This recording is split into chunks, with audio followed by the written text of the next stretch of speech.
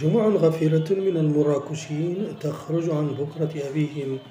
لتحتفل بالانتصار الساحق لأسود الأطلس. تعطلت مناطق كثيرة في عاصمة النخيل بعد صافرة الحكم الذي أدار مباراة المنتخب المغربي ونظيره البلجيكي الذي انتهت لصالح أسود الأطلس برسم كأس العالم بقطر كل قوانين السير والجولان. الشوارع كلها تقريبا قد امتلأت وخرجت جموع كبيرة من كل المقاهي المراكشية عن بكرة أبيهم احتفالا بهذا النصر الكبير، وقد أضحى بهم المساء نهارا ومسارح خاصة للفرجة والفرحة ونقطة تلاق للمشجعين إناثا وذكورا.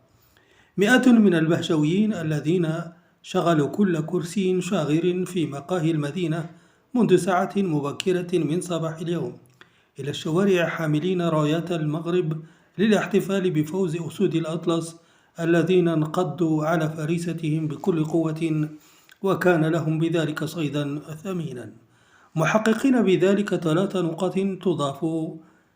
إلى النقطة المحققة خلال مباراته الماضية أمام منتخب كرواتيا. وردد المحتفلون من كل الأعمار بصوت واحد وطيلة ما يزيد عن ساعتين بعد انتهاء المباراة شعارات وأهازيج احتفالية تعبر عن فرحهم الشديد بهذا الفوز الكاسح للمنتخب الوطني المغربي، والذي تمكن من تحقيق انتصار ثمين على حساب نظيره البلجيكي، إذ هز شباك الشياطين الحمر في حدود الدقيقة 73 عبر كرة ثابتة عن طريق البديل عبد الحميد صابري بعد ثواني من دخوله إلى رقعة التباري بديلا لسفيان بوفال، قبل أن ينجح أبو خلال في تعزيز النتيجة وإضافة الهدف الثاني للمنتخب المغربي في الوقت بدل الضائع لتنهي صافرة الحكم المكسيكي سيزار تفاصيل اللقاء.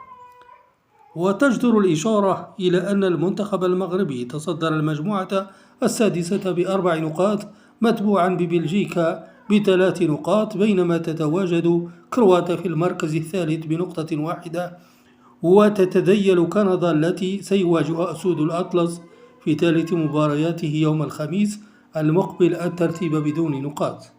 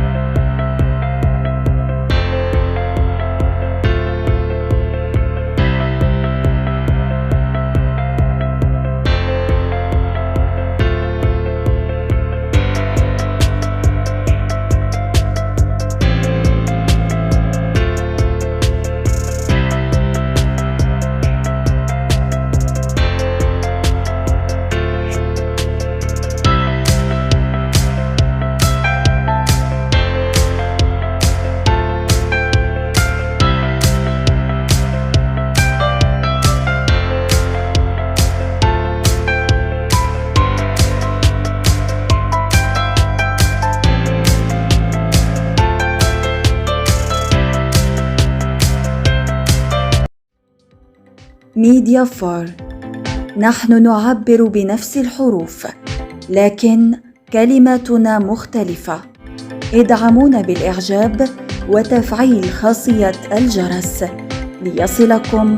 كل جديد.